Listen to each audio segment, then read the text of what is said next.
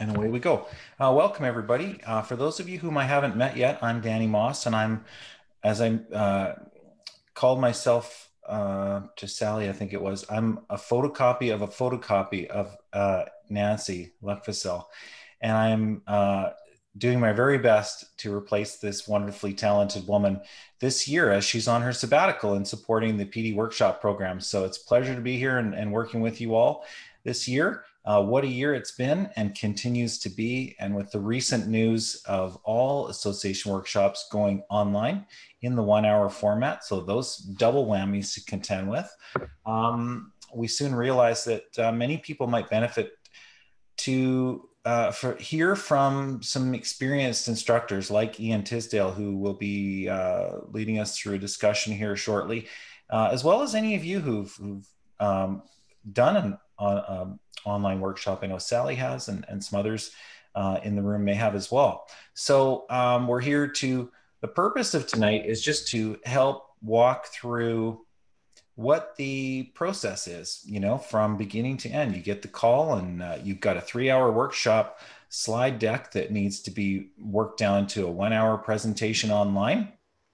And then as you get started, what are some tips and kind of things you've remembered, as well as, you're not doing regular card sorts and other face-to-face inside outside circles and those types of things. So, how are you managing that in the online world and in an hour and with technology? So thank you very much, Ian, for joining us here this evening. How are you doing, Ian? You know what? I'll give you hey, I'm great. The the reality is, and I'll share this because it's in the positive side of things.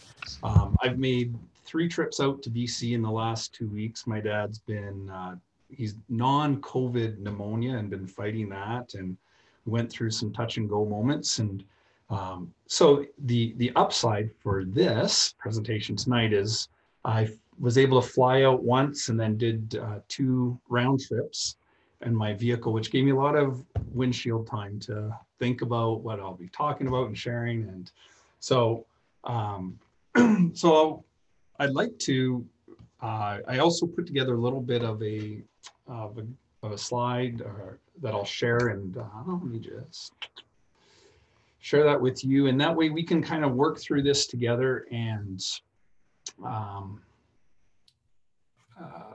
work through it together and then give you some ideas as well. I know this is that when people have been selected to be presenters, they've been vetted quite well. And so some of the stuff that I'll share, you're probably going to come across from it and go, yeah, got that. Thanks, Einstein. Others, it might just be a simple, hey, you know what? I didn't think of that. That's kind of the no-brainer that maybe I've missed or whatever it may be. So take it for what it's worth, and use whatever you want. Don't use whatever you want. We'll go from there. And I'm just going to leave my slide deck up on the side and just go from, we'll make it all pretty for everybody. So one of the things that I've really appreciated is the fact that they now have, see, I should have just left it. Oh, there we go. This map is now part of the slide decks when you're taking a look, and especially when you're doing the online, this is a great land acknowledgement to have, because even for where we're presenting, it might be that we have some people who are connecting in via Zoom that are in one treaty area or another treaty area. Or for tonight, for example, I'm sure we've had a number of people from around the province. So the school where I'm at, I'm the principal of the Brick Learning Center in Pinoque, Alberta. About 65% of my population is from Mesquichese, and we offer a land acknowledgement on a very regular basis within our school. And I know from our Indigenous students, I've had a number of them come and just thank me for offering this. And as a non-Indigenous person, sometimes I lose sight of the importance of the land acknowledgement. I know in presentations it can be almost something that we're passé about, but the importance of making sure that we're acknowledging the land that we're on. So whether you're in Treaty 468, most likely. We acknowledge the many First Nations, Métis, and Inuits whose footsteps have marked these lands for generations, including the many places that you're joining from tonight. So we're grateful for the traditional knowledge keepers and elders who are still with us today and those who have gone before us. And we recognize the land as an act of reconciliation and gratitude to those whose territory we reside on or are visiting.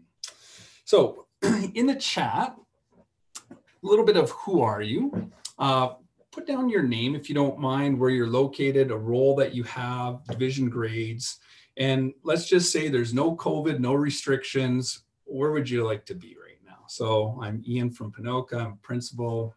High school is where I'm at, and I just would love to be in Italy. So take a second just to introduce yourselves that way, if you don't mind.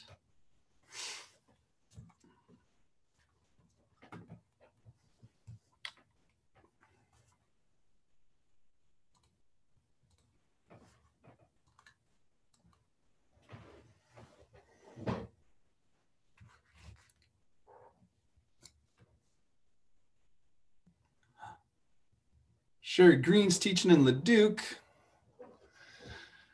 That's where I'll be heading later.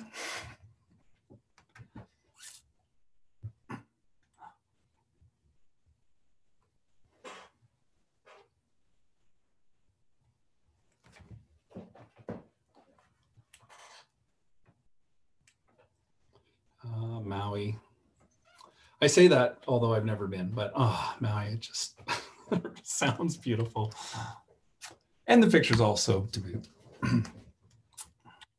Okay, when I was looking at what do I do in preparation, I thought of and breaking this down into some pre-tasks that I engage in, as well as what are the during task or during the event activities, and then kind of what are some conclusions. So I'll go through some of that. And please tonight, I would love for people just to share their experiences that they're having or add to it. Canada. Okay, I think this, in terms of the, in a pre-task, that when we go to a place and we're presenting within a building, a school, a conference center, wherever it may be, we have that moment of that face-to-face connection where we can really start building that rapport with a smile, a handshake at the door, whatever it may be, those small little conversations. And so it's pretty tough in an online environment to build connection. And so having some background can help build some initial rapport. And so I think as we go through, one thing to suggest, and we're going to come back to this a little bit later. So in there, and I think, Danny, does everybody, instructor, have access to the Enhancing Teaching Practice through Andragogy workshop? I believe those should be on that community site. And if you're having difficulty accessing, just let us know, okay? Let myself or Cassandra know. We'll definitely get you hooked up. And so it's a really, even just to go through the slide deck and to read into, and I'll show it a little bit later, give some great background information about what to do as we work with adults, and to move from the mindset of a pedagogical approach of teaching kids to working in how we construct meaningful learning environments with our adults who are working with. And the other, I'll show this as well a little bit later, is that handbook for association instructors. Sections 3 and 4 also give a lot of great background information on workshop design and some practices that you can use. If you went through the winter sessions last year, you probably looked at some of the trumps that Nancy shared. And so we'll look at some of those as well. So one thing I would suggest still, and that's part of what's asked for, is just contact the organizer. And in the past, you kind of get the information that would say, here's the organizer, here's the school, or wherever you're at, here's the number of participants. Some other things that I'd like to do even in this environment is just try to find out what's the background or the purpose of the presentation. So I had one early on, into the school year that was on constructing core values and mission statements. And so I reached out to the administrator there, and I was like, okay, so we're in COVID. I know that you booked this back in March. Are you still wanting to spend a better part of a day on mission and vision in light of all of this that's going on? They're like, not a chance. Staffs are tired, we're tired. And so we want to connect really well. And so we adapted that presentation. Other things that I really find that are important are, what do I need to know? What is it that you want to have come out of this presentation? What are their goals? But also, what are some, and sometimes there are just some things or concepts or topics to really avoid, or just in the important things to know. One of the schools close by was having a wellness workshop, and about 5 or 6 weeks prior, one of their teachers had passed away. And so it was really important, especially in that workshop context, to have that little bit of background information, to know that the staff would be very raw about something of that regard. Answer questions, start building rapport with the person who's going to introduce you, so that when you're online or when you're in a camera situation, having someone beside you who is like, hey, we've talked to Ian or whatever, and it just starts to build the bridge with people. Confirm the length, and as much as we're targeting that 1 hour, sometimes it's, you know what, like 1 hour, I know we're going to be tapped out. So if we can shorten that up is great. And then the other thing I like to do is just, what are some expectations? And I find, for here, it's fine. But leading into it, when I'm contacting the organizer, I ask if people can just have their cameras on if possible. That way, when you're presenting, if you're able to see people's faces and you're able to judge areas where you can adapt, or areas where you're maybe having some struggles with some people, if everyone's screen is just black and they got their name there, then you don't know what's going on. They might be up and I have admin association meetings, and so I hit my my camera mute and then do work while people are talking. But that way you can see if what you're saying is resonating, if you're getting some head nods, or if you're getting that. And so it also helps build the accountability of what's going on with the presentation. I also suggest doing a little bit of research about the school. And so everyone's education plans are online. And so sometimes those are interesting to look at. At the end of the day, I like getting a sense of the culture and climate of, if it's at a school especially, of what's going on. So you look at the admin team, the staff, any pictures that they have gives a little bit of detail, even the name and the logo. So, you know, if it's the Drumheller Dragons or whatever it may be, it's like, hey, I'm happy to talk to you. And I've had in some of the presentations where someone's commented about, wow, I really like the fact that you knew a little bit about our school. It builds that rapport and helps you get a sense of welcomeness, because it just shows you're there and you've done a little bit before you've shown up. Prep the presentation as best as you can, because I think of it this way: you're live on TV. And so if you show up and you're doing a lot of this, it's disconcerting for the people who are there watching.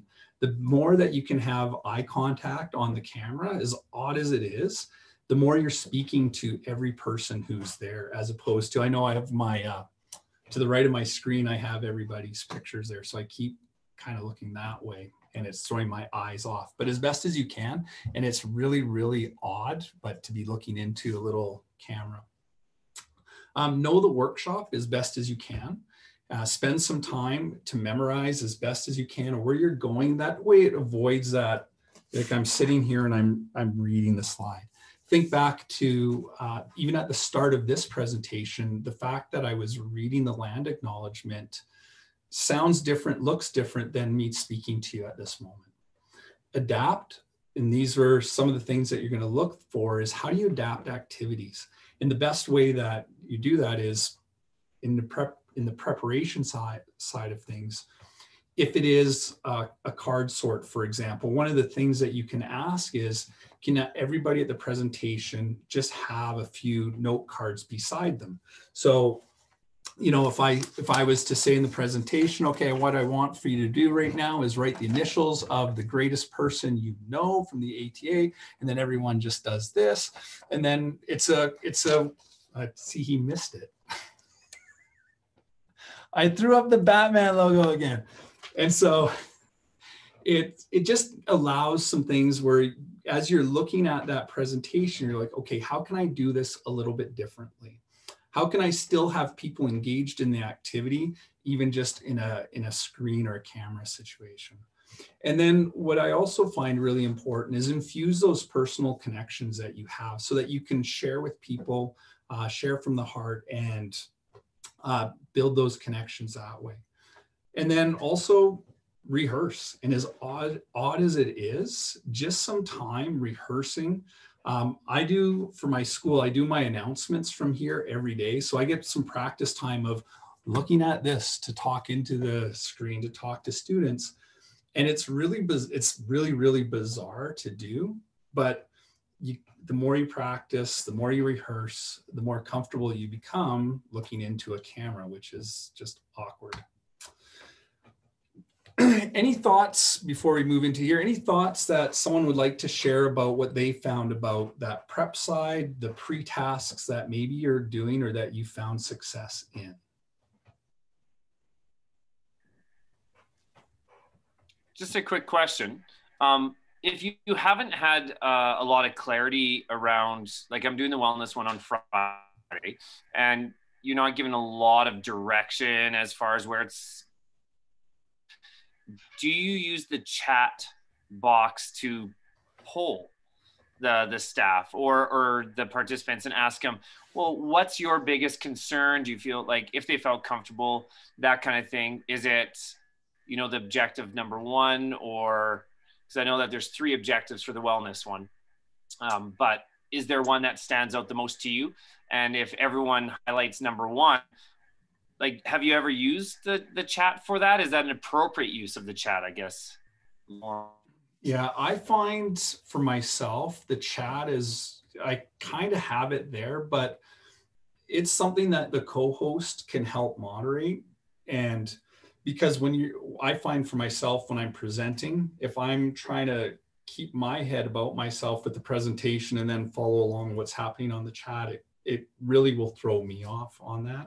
Sometimes, now you're doing it for, is it for, or what is it for? What's your session that you have? I forget which school division it is right now. But is it just a group of random teachers, or is it a specific school? I believe it's a specific school. Yeah. And so that's some like that conversation leading up to it where you're talking with the organizer for it. And that's where you, hey, what are some things that maybe you want to have me target in this presentation? Or I think right now the general climate within schools are people are tired. And so it's into that workshop about how do you just bring people back into the mindset of, I think one of the slides is there, you got to fill from, or it's hard to lead from an empty cup. So what are those activities that people can be doing that can help build for themselves, whether it's resiliency or just wellness? I know in that activity specifically, there is an activity where people can write on balloons and hit the balloons around, those sorts of things. I've done that one where that's where I specifically had people have note cards and then just hold up to the camera what's an activity that you're doing to engage in wellness, and then they'll just show it up. Same thing, like what's a song that you're connecting with or that you connect with in terms of wellness, and same thing, they can just hold that up in front of the screen, and that way it's easier to watch the participants, and I find that anyway, seeing that versus. So it's appropriate to have the co-host kind of manage the chat or use that as a parking lot for questions, and the co-host is kind of dealing with that while the presenter's presenting. I see. Yeah. Okay. Cool. Ian, can I build on that question? Absolutely. So, as you're doing those types of things that involve the camera, it's really intriguing, by the way. Great idea. Will you kind of switch from sharing your slides on your screen to then switching to like turning off the share so that you can see more cameras and then going back to them? Do you, and then second related question, as far as fielding questions from people that maybe the co-host is fielding through the chat, do you like to pause at certain intervals or wait till the end? Or is that something that a lead presenter should just discuss with a co-host and just figure out whatever that comfort level would be? I, for myself, I have, I, I, I think in a lot of the workshops, there's some natural breaks where it works out really well to ask questions. I'm just going to do, because I don't know how I would do it really easily a different way. So give me a second here. So this is the screen that I have. So I have stuff just embedded. So I have a view of the participants. I have the chat that's also going there, as well as my slides that are going on. I also have the advantage in my office of I have a 2-screen system, so I can set things up. And so, for example, I'm going to be sharing the instructor handbook a little bit later. And so I have that. Oh, let me get to it.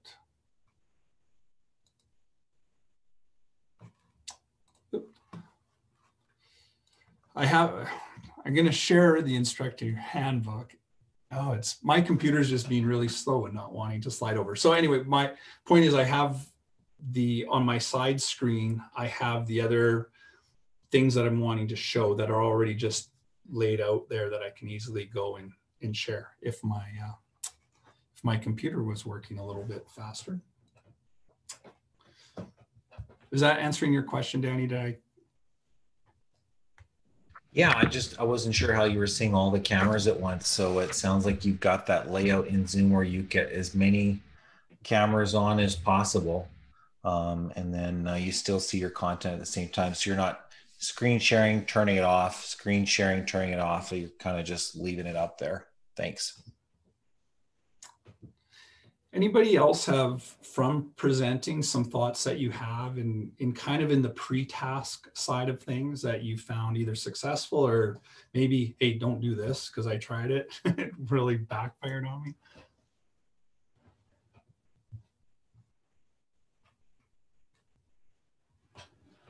Yeah, Sally's got a question. And just to everyone else, I'll just mention that if you have the participants tab in your Zoom, there is a hand raised button. This can be a handy way, particularly in larger groups, to field some of those questions. What happens in Zoom is, regardless of how many people are in the session, if someone uses that blue hand raise button, it pops them up to the top of the list just below the host and co-host so you can see them a little easier. So yeah, go ahead, Sally. Thank you. I noticed when I was setting up for the Substitute Teachers Conference, really double checking the Zoom link. The one that Cassandra had sent me was different than the one the workshop was sending out to the participants. So I was able to get on top of that early and get that switched, but just making sure that the link that you have is the link that they're sharing with the participants to make sure that I had those co-hosting abilities and things like that would be something to triple check. Thanks, Ian. Okay, let's maybe carry on.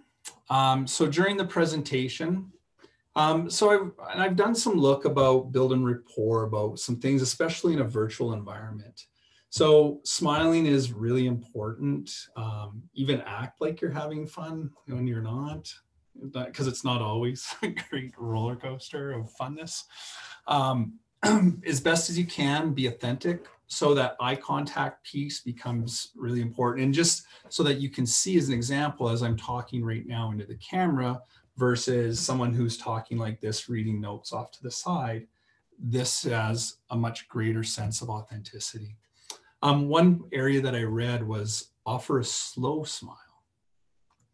I don't know how you do that without being super creepy, but if you can master that, that's great.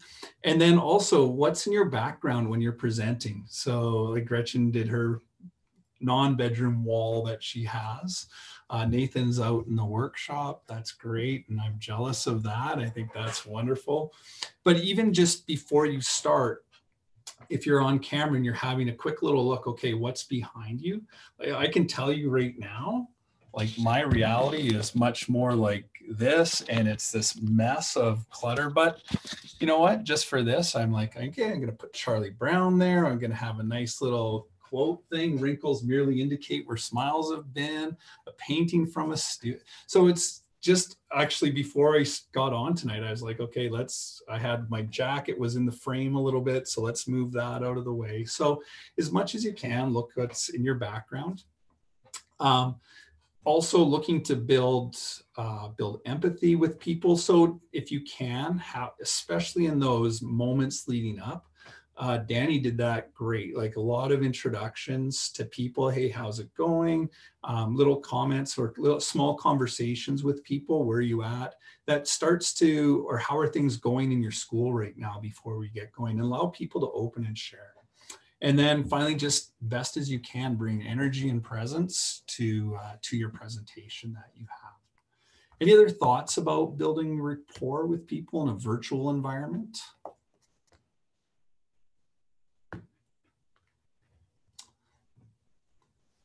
Everyone's just quiet.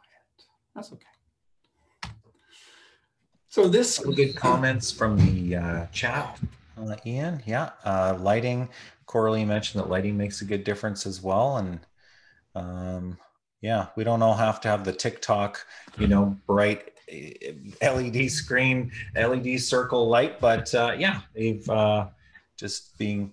Zoom is fairly forgiving in terms of lighting as well. And I should also point out that in the Zoom settings, believe it or not, if you go into the little camera, the little arrow next to the camera and choose video settings, believe it or not, there is one that says touch up my appearance. And trust me, you won't need to read the little thing in Ian's background about wrinkles quite as much if you choose the touch up my appearance.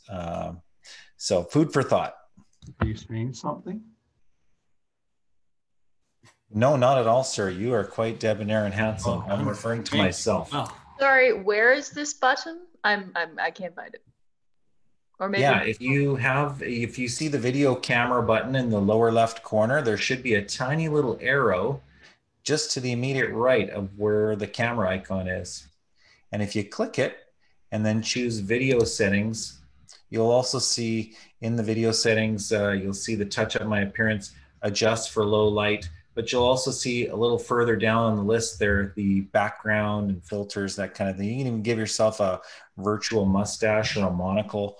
It can get a little distracting, but the point is you have a few tools there to help. I like it. Oh, as I've been clicking away on things. These come out of both the workshop or the instructor's handbook, as well as that workshop on enhancing teaching through andragogy. So one is just the acronym of LEARNS. And so especially when we're starting to work with adults, and workshops have, and I know Nancy was really working on moving some of these design elements within the workshop. So, but it's still important of when we're working with adults, knowing their learning goals that they have. I'm going to just bring up, if it will allow me to share this time. Did that share with you? You're seeing, okay, good. So, when we start looking at our learning goals that we have, that we're able to build on to what are the goals of the workshop that you're doing, connecting with peer adults' experiences that they have, finding the application for what they're learning here directly into what they want to be doing, making it relational to them, talking, and this is the part really important for adults to talk with one another. And this is a tough part of connecting in this environment. when we're doing these virtual workshops, if you're on the outside and you're zooming into a staff, well, then still exercise this element of having people turn and talk and do think, pair, share activities, those sorts of things. What's the new knowledge that you're wanting to present? And finally, what are the stories that you have? And the idea that people remember stories best, and they have a very long lasting sense in their minds of what's going on. In the workshop are the handbook, and the handbook is up now, correct? Yeah, okay, good. And here's my problem is when I'm using two screens, then I'm just needing to make sure that this is coming to you. In here, there is a ton of information about working with adults that they may have, and what you can be doing to design your workshop time with them. Obviously, some tips. Seating plan isn't so critical, but into here, the part I want to show you is 6 trumps of presentations. So things like, let me go back to,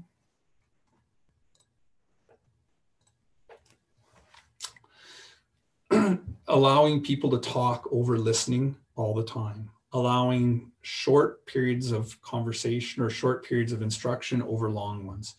Writing, having people write as opposed to just always reading, using images, and this is obviously I'm modeling this so well in this presentation, versus offering text. Finding differences as opposed to always being the same, and then getting people to move. This is for us, we just wanted a short presentation, so I just wanted to hit you up with some things and some ideas of where you can come and get some more information for yourself. As you move into the conclusion, some cues to be thinking about. So one, offering up the question and answer time. When you're presenting, so we're presenting to professionals who have some ideas, some people who have a lot of experience that we can draw on that sometimes can offer some great elements for the answers. Same thing with training people have had. This is the area where you can ask or have questions asked and put it out to the room under when that's appropriate. Adding quotes, that we're having people share quotes. Hey, what's one thing? Give me a quote from your session that you just went through. Can you put it into the chat box? And that way you can share it. Kind of the quote and what's the end, even a quiz. Having people, let's look back at some of the things. What's one question that you would put into a quiz that would or exemplify what we went through today? So just some things that you can add into your conclusion. And then kind of the who are you slide, especially if you can have this up, I think is important, where it's there, who you are, some information where they can reach you at. And then have that time where it's just on the screen and you're ending your meeting. So if someone wants to jot down your email, they can do that, so they can send you an email. Thank you so much for a wonderful print. Or they can just, hey, I want a question, or I have a question about something that you said. Opens the door for people to connect that way as well. So that's sort of what I wanted just to share with you. I think it's so important for people to offer any ideas that they have or any questions that they have that I can answer or Danny can answer. And by all means, I've both in the virtual, less so, but face-to-face have done a bunch of workshops, offered them. And so I'd be more than happy to answer any questions that you would have, either tonight or send me an email or give me a phone call and go from there. So I would invite you, thank you, Ian, just really great suggestions. So greatly appreciated. I'd recommend that if you want to ask some questions, you practice using the hand raise button. Let's give that a try if you'd like to. The participants button will open something on the right side of your computer screen, and you can use the hand raise button. It's up to you. You can also type questions. We've received a couple of questions regarding some of the new processes. The email, are we still using the email addresses that we invited you to share with us and get you hooked into Zoom, or are we now using the shared association accounts? So the answer to that is we're using the shared association accounts. And if you received the memo that we sent last week, there are some screenshots and some visuals with that in how to sign in. You're more than welcome to contact me if you'd ever like to have a 30-minute 45-minute practice session with me, just to kind of get the hang of things, practice sharing your screen, sorting out your own presentation slides and how you can see the participants and everything else. You're welcome to do that as well. So don't hesitate to contact me for that. We've got a couple of hands up. So Melanie, go ahead. Okay, I think it's kind of related to what you just said. You might have answered it. So Cassandra sends out the link. I have one on Monday. Am I automatically the host, or is there something I have to do to be the host? For the link she sent out on Monday, did it include a Zoom login and password, like an email address that started with something like zoom-pd-ws something at ata.ab.ca? Maybe. I'd have to look at it. Like, it was when she sent to me and the co-host, so probably.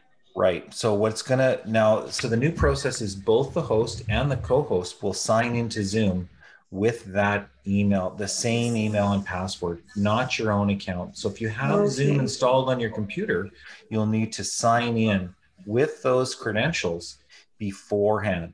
And then when you click on the link, then it will know that you are the host or the co-host. And so, that is a must. And again, if you need a little bit of practice or assistance, you can just drop me a line and we can practice, or I can even send you a short little screen recording. Kendra, the hand raise is, if you just click on participants in the left, at the bottom of your screen, the bottom center part of your screen, then you should see a hand raise button. I'm not 100% sure what device you're on right now. If it's a phone, it might be a slightly different place, but Cheryl, you have a question. And I'm thinking that Kendra also has a question, so we'll come to you right away, Ken. Mine's a pretty simple question. So when you're sharing the screen, can I get out of there and see the participants again, or how do I do that? Yeah, what do you see right now? Right now, I see you and the participants. Yeah, like I can change it to gallery view, but when the screen is sharing, I don't know how to get back to that gallery view. Yeah, what I recommend, sorry, Ian, for jumping in here, but what I recommend this to participants as well. When someone does a screen share, it will often just take over the full screen and you lose that participants tab, you lose the little chat box, all of that. So tell people to hit the escape key on their computer when you do a screen share.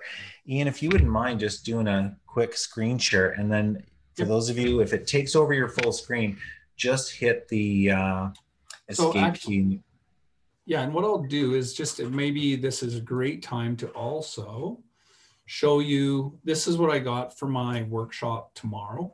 So the title of the workshop, I'm hosting, the co-host, and then the links for the that are there, as well as the login and the password.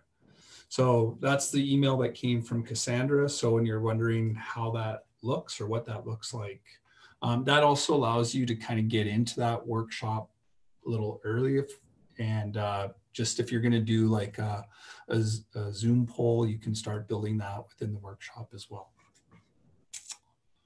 So yeah, if you've seen his screen share take over your full screen and you had the participants tab and the chat open, if you hit escape, then that full screen just kind of takes up most of the screen, but you still see the other stuff. And I tell that to participants too, who do like to type and participate in the chat. Kendra, before we go to the blue hands, let's go to your invisible blue hand that you aren't able to find. No, I found it. I'm good. All right. Did you have a question, or were you just weren't sure where it was? No, my question was how to ask a question. I'm good. Awesome. Missy, question? I'm just wondering if we should share a PDF version of the handout in the chat when we start, or should we be sending that with the to the organizer? So I have an answer for that one. Ian, you might as well, but we aren't sending the full participant guides to people, even in PDF form necessarily. But if you find that with the content you're presenting, there are a couple of pages that are really valuable for people to process on or look at, Cassandra can create up to a 2-page, if you can limit it to 2 pages, if that's possible, she'll create a 2-page PDF that can be, depending on the time available, she would probably send it electronically for the host to print off for their people. But we're also even recommending that people are just bringing some note taking, and you can make bat symbols like Ian has done, or hold up your phone to the camera like he's also done. There are all sorts of creative ways that people, so we're certainly telling people, bring something to write on. But that would be our advice. Ian, did you have something different to share with respect to that question around the participant guide? No, just exactly that if there is like one thing that Nathan, you mentioned about that wellness workshop, to have that roadmap, I think is a good one. Just here's something for people to doodle on while you're going through that workshop is handy. Great, thank you. Thank you. Coralie, do you have a question? Yeah, I was just wondering, thank you, Ian, for sharing that screen that shows the link and everything. How early is that being sent out from Cassandra? Sorry, your question was how much in advance are the links, created links being sent out by Cassandra? Sorry, I'm not very eloquent tonight. It's been a long day. No, that was me I was starting to type something in the chat while your question came through, so that's my mistake. In a perfect world, it's coming to you several days before the session. But I know there's been a bit of a backlog of a flood of requests, and with all the cancellations that have been done, that's sometimes happening a day or two before your session. So I apologize if that's the case for you. But yeah, in a perfect world, we'd love to get you that link a week or even 2 weeks in advance, such that you have the account credentials and you can sign into practice at various times. Okay, thank you. Yeah, I did one on the old system, so it's just the new system now that I'm gonna try my hand at. Thanks. Totally. Yeah, and don't hesitate to to drop us a line if you need the link and the account login before, if you haven't received it and you feel like you need it. Like if you have a week in advance, you've got a day open where you really want to practice and we haven't gotten it to you yet, just let us know. We'll try to do our best to get to you sooner. All right, Jay Papadopoulos. Oh, hi, it's Joanne. Sorry, there's not much room left after that last name. My question was, do the schools get the login, or do I need to forward that to them? Neither. The school will get the Zoom link to join the session, but that's it. You, with that login credential, it gives you and your co-host, it gives you your hosting privilege, and it gives you the privilege to start the session. Anyone else who clicks on that link, if they're not signed in as the host, it'll basically leave you in the waiting room. So how do they access the Zoom meeting? They get a link emailed to them by Cassandra, just the same Zoom link you get, but they don't log in with the account credentials. You must do that before your session, before clicking the link to start the session. And by logging in with those credentials and then clicking it, Zoom knows, okay, here's the host. The host has arrived. Okay, thank you. Welcome. Again, if you want to practice this, don't hesitate to drop me an email or a call, and we can arrange time to do that. Excellent. Sherry. We'll do that with you tomorrow. Great. Okay. I'm offline tomorrow morning, taking my father-in-law for dental surgery, but I'll be back in the game for the afternoon. But you can email me, and I may answer it from the waiting room. Excellent. Sherry, question? Hi, thanks for taking my call. Long time listener, first time caller. I was wondering if there's settings that you can adjust in the chat I noticed that like sometimes when I've done other Zoom, you can click to send a message just to one person, one participant. And it seems like tonight that it's just set to, if I can either send it to one of the hosts or everyone. So I was wondering, is that a setting adjustment that you can do? Yes, it is a setting adjustment you can do. And where is that listed? Okay, so I'm going to, as a host and a co-host, you'll be able to see that. And I should do a screenshot. I'll do a little screenshot to kind of show you where it is.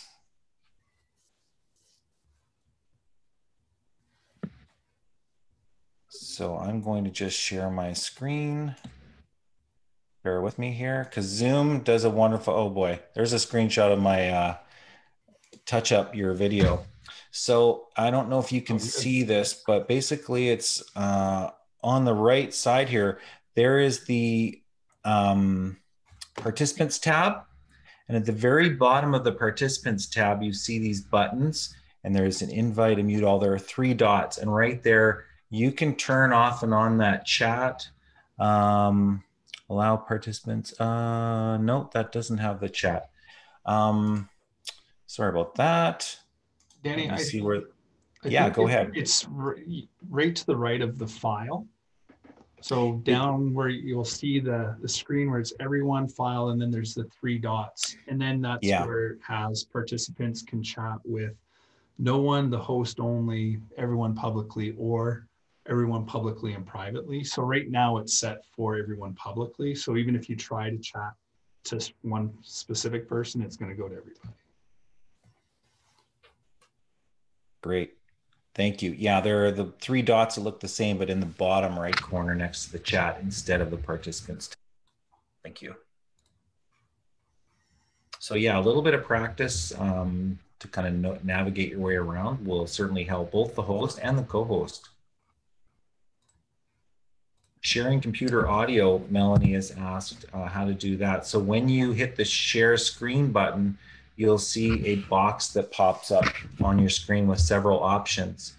And in the very lower left corner of that bigger box is a tiny little checkbox that invites you to click it. It will share the computer audio such that if you're sharing a YouTube video from your browser, or if there's a video file inside of PowerPoint, it will play.